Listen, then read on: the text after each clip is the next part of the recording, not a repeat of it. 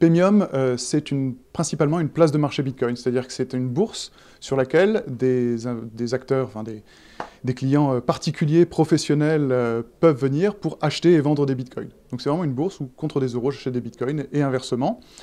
Sur cette place de marché, nous avons créé un outil d'acquisition des paiements pour le compte de marchands, ce qui signifie qu'un marchand en ligne principalement peut accepter des paiements en Bitcoin et nous lui remettrons des euros de façon à ne pas le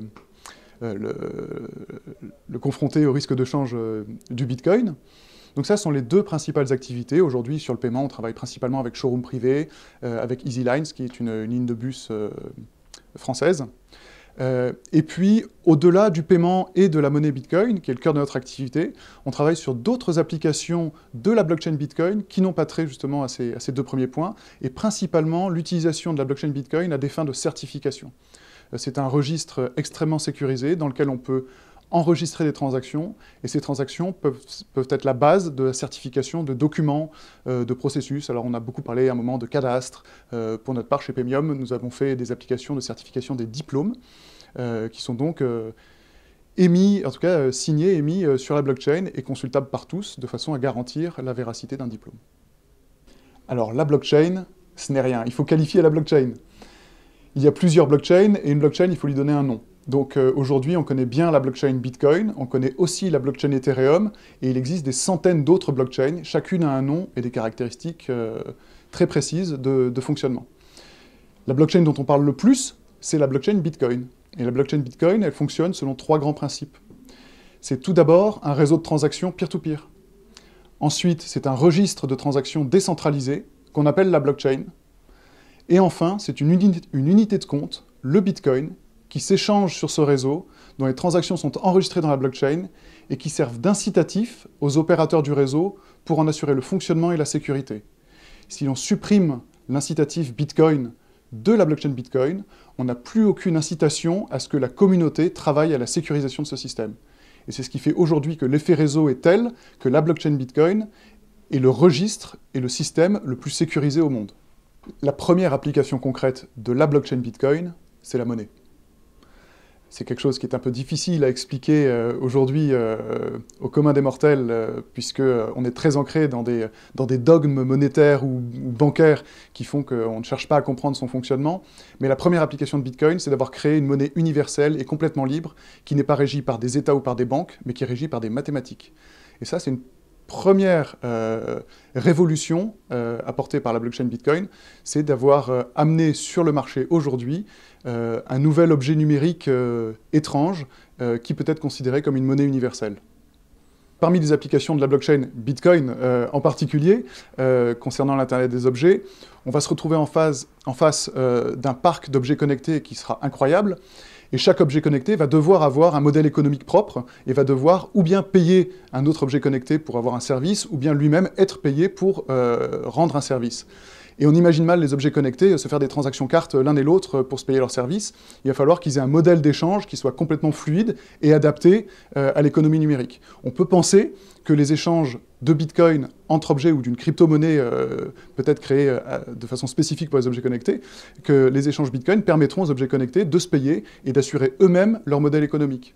Si on va un petit peu plus loin d'ailleurs, quand on prend d'autres blockchains, comme la blockchain Ethereum, qui veut décentraliser Internet, on imagine que les objets connectés auront eux-mêmes leur logiciel qui tournera de façon décentralisée et qui assurera à lui tout seul le modèle économique d'un parc d'objets connectés qui seront complètement autonomes, indépendants, qui se financeront tout seuls et qui paieront leurs prestations. Chacun pourrait installer un capteur météo chez lui et se ferait rémunérer pour les données qui seraient issues de son capteur. Donc si moi j'ai un grand champ, des propriétés, des terrains partout en France, et que justement des chaînes météo ou n'importe qui veut acheter de la donnée, eh bien mes objets connectés pourront vendre automatiquement leurs données météo à ce tiers qui cherche de la data privée. Alors si on veut parler de décentralisation, ça c'est un sujet intéressant. Aujourd'hui, en tout cas, on arrive à la fin d'une ère où on a beaucoup parlé d'ubérisation, mais l'ubérisation, c'est le fait d'abattre des monopoles, mais d'un autre côté, d'en créer d'autres en centralisant le pouvoir sur un Airbnb, sur un Uber, qui sont vraiment des capteurs de données qui concentrent l'ensemble des richesses. La décentralisation que peut amener la blockchain Bitcoin ou d'autres blockchains justement, la blockchain Ethereum, c'est le fait de pouvoir faire tourner ces services de façon décentralisée, c'est-à-dire que le tiers de confiance que représenterait un Uber, un Airbnb ou un Amazon peut être décentralisé. Il existe aujourd'hui, par exemple, une solution qui s'appelle Open Bazaar. Open Bazaar, c'est une place de marché décentralisée. Donc c'est Amazon sans Amazon. N'importe qui peut vendre des produits sans que ce soit figé dans une entité centrale qui serait Amazon. On parle beaucoup du hack de la DAO, en remettant en cause la sécurité des blockchains. Donc il faut distinguer le fonctionnement des blockchains justement pour pouvoir traiter de leur sécurité. Alors avant de parler de DAO, parlons de Bitcoin. Bitcoin est souvent attaqué sur le fait que souvent des hacks sont commis et que des plateformes ou des utilisateurs perdent beaucoup d'argent. Les derniers hacks font état de dizaines de millions de dollars qui ont été volés. Ces piratages mettent en lumière la fragilité des acteurs qui opèrent des services sur la blockchain Bitcoin. En revanche, ne remettent pas en question la sécurité du protocole et de la technologie Bitcoin.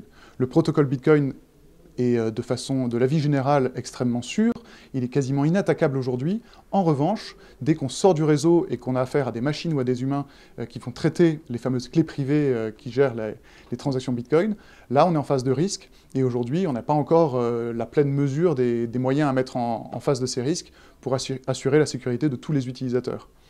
DAO, c'est un autre système. En tout cas, la blockchain Ethereum fait tourner des applications sur des machines virtuelles décentralisées, et donc elles sont complètement autonomes. Ce qui s'est passé, c'est que l'application qui avait été développée pour gérer le fameux fonds DAO comportait des bugs, et le bug a été exploité par un pirate. Donc c'est juste une exploitation logique d'un logiciel, mais qui a entraîné une perte potentielle pour les utilisateurs.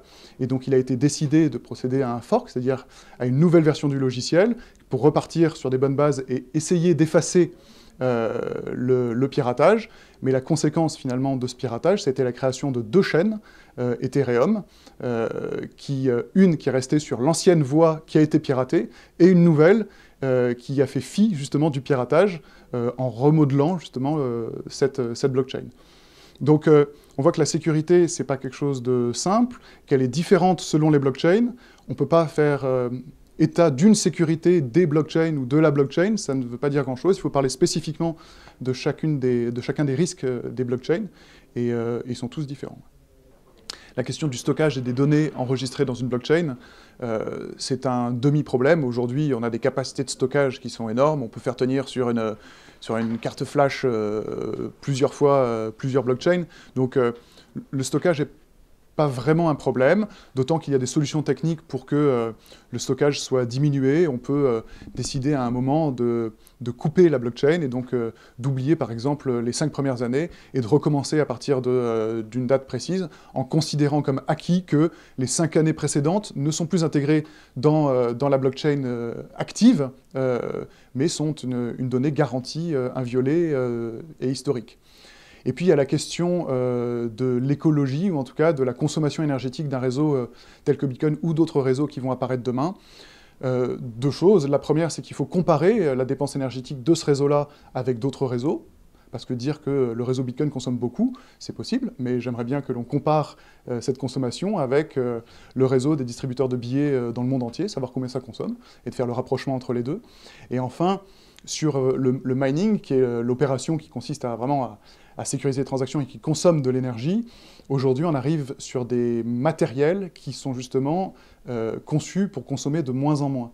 Donc la consommation énergétique reste quelque chose d'indispensable pour garantir la sécurité du réseau. Cependant, tous les constructeurs prennent en compte la consommation énergétique, d'une part parce que les industriels qui minent ont besoin de matériel qui consomme moins pour que ça leur coûte moins cher, et en plus, d'un point de vue écologique et respect de l'environnement, eh bien justement, on consomme de moins en moins avec des matériels de plus en plus efficaces.